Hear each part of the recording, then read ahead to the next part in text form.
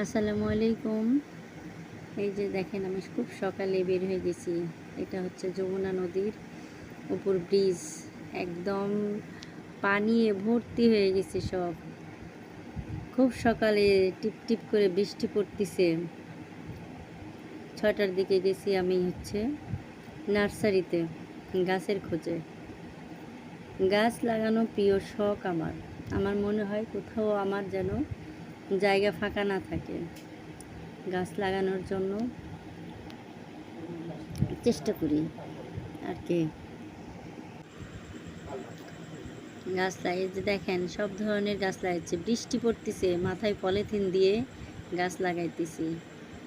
প্রিয় শখ আমার গাছ লাগানো। আমি চাই আমার বাসায় সব ধরনের মোটামুটি ফলের গাছ থাক। ইভেন আছেও, প্রায় সব ধরনের ফলের গাছ আমার বাসায় আছে। আমার বাসা থেকে একটু দূরে একটা বড় মাঠ আছে, সেখানে আমার বাগান, গাছের বাগান, সব ধরনেরই গাছ থাকে এখানেই।